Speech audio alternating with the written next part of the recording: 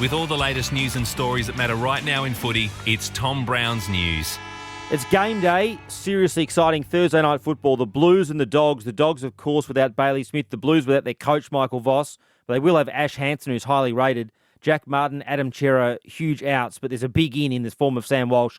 Can't wait for Thursday night footy on Triple M tonight. But lots to discuss today, including Dustin Martin, a COVID issue I want to discuss, the latest on the concussion issue, just a bit of a recap on the MRO controversy during the week. And I want to go through some news concerning the Bombers, Geelong and Collingwood as well. But off the top this morning, the big news, which Damien Hardwick revealed in his weekly press conference, concerned Dustin Martin. Dusty's been given a couple of days personal leave from the club. This is what Damien Hardwick said this morning. He won't train today also. He's just taking some personal time at the moment.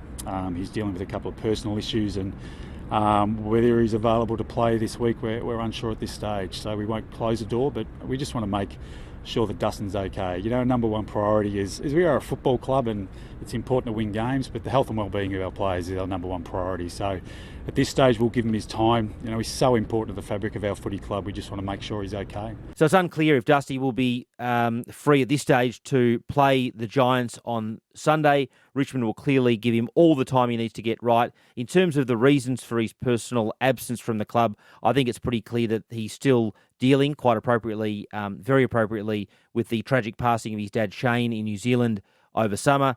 Dusty and Shane were incredibly close. I think Dusty's had an incredible pre-season, but he's obviously still very much dealing with that event and the tragic passing of his father. Let's hope Dusty gets better and can deal with that as soon as possible, and our thoughts are with Dusty in that regard today. Now, this is the definition I want to talk about now impacting footy. It involves COVID and the definition of close contacts. Nick Martin won't play for the Bombers this weekend. He doesn't have COVID yet, but he is a close household contact, and under the government guidelines, and they're set there for good reason, he can't obviously play this weekend. There is some hope at AFL level, subject to the government, that definition will change soon, but it's definitely affecting a lot of the AFLW players, and we're seeing more and more in the AFL community as well, where they don't have COVID, but they're under protocols by virtue of this definition at home. So I think the AFL will definitely be hoping, particularly as we go into winter, that situations like Nick Martin, I guess, can be resolved and he can play because they might relax that household definition. A big discussion surrounding concussion during the week, and in particular Daniel Venables. His dad, Peter, came out and spoke.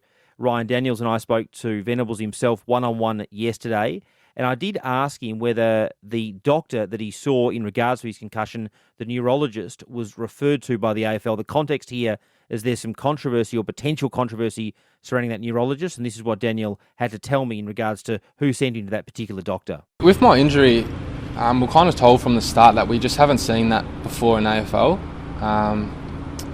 and they were the club was up front with that with me, and from the start, and they said we need to seek specialist advice, and this is who the AFL recommended. So we just trusted the AFL, and I've seen that doctor for just over a year and a bit. How often would you see him? It was hard because I was in back and forth from Perth. I'm not sure how many times I would have seen him, to be honest. It was multiple times. Yeah. Yeah. Well, when it was one diagnosing like what I actually had and how to rehab it, it wasn't too much. I've seen a neurophysio and a neuropsych that were linked with him. Venables also spoke to us about some of the treatment that he was given, explaining that he was put on antidepressants for his brain bleed. And I use the word brain bleed because it was almost beyond a concussion. He had a series of brain bleeds, and he took himself off those antidepressants at one point. It was a revealing conversation. I was on, the drug was called Endep.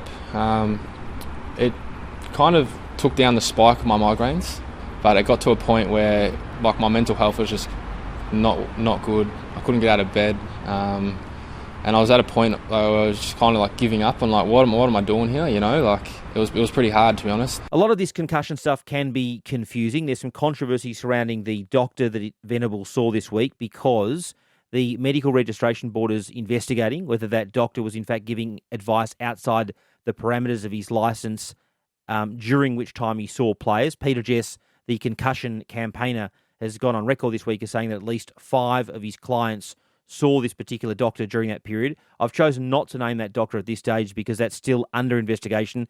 But I did also I was in communication with the Doctors Research Institute yesterday, and they're also working through those new issues and allegations as well. So there's a lot happening in regards to that space. The crux of it is there is a suggestion that the doctor had given an undertaking not to perform neurological diagnosis during the period with which he saw a lot of these players in the late 10, so around 18, 19 and 2020. The broader issue, of course, is where the concussion issue's at. At the moment, the clubs in the AFL are protected by a principle where there's a voluntary assumption of risk. That is, the players know that they can get concussion when they're going out on the ground, and that protects legally the AFL and the clubs through a High Court case called AGAR. But Peter Jess is obviously trying to get some litigation going in regards to some bigger payouts for some of these players. So there's a bit of debate around that. As I reported last week, the AFL has been going again, the doctors recently, to the clubs and warning players about the potential long-term effects of concussion. So it's a bit like an arm wrestle. On one hand, Peter Jess is certainly leading, I guess, a bit of a revolution or campaign to get these players payouts, either through the AFL or through the courts. In the background, Peter Gordon is looking at whether there should be a fund to assist these players. And also the players, like Venables, are going through the Players Association injury provisions, the career-ending injury provisions, and trying to seek the maximum payout under that. And I think the maximum payout under that at the moment is capped at about $500,000. But as Venables did explain to me yesterday, of course, the effects of these concussion issues are ongoing.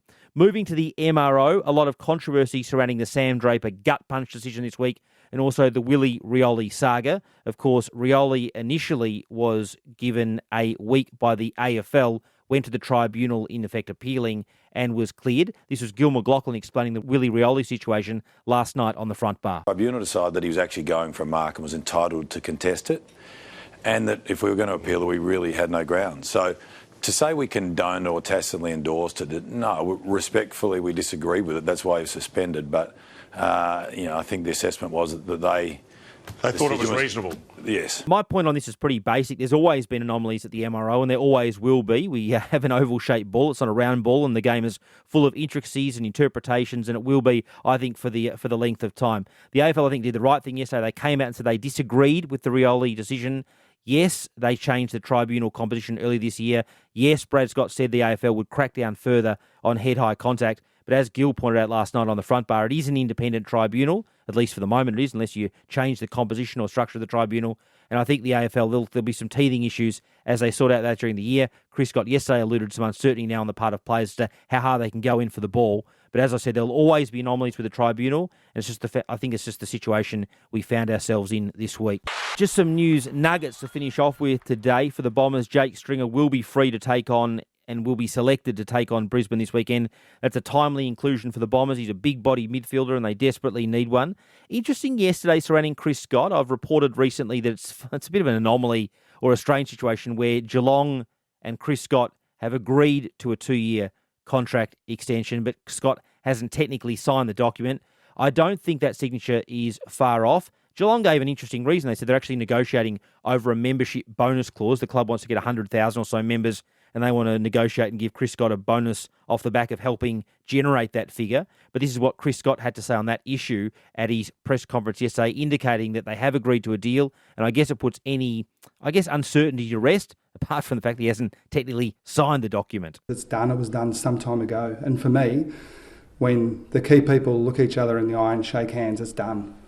There might be some details that I don't get involved with that need to be worked through. And just finally, Mason Cox won't play for the Pies this week, and he was crunched in the ribs last Friday night against the Saints. But the club, I understand, has said it's an ankle injury.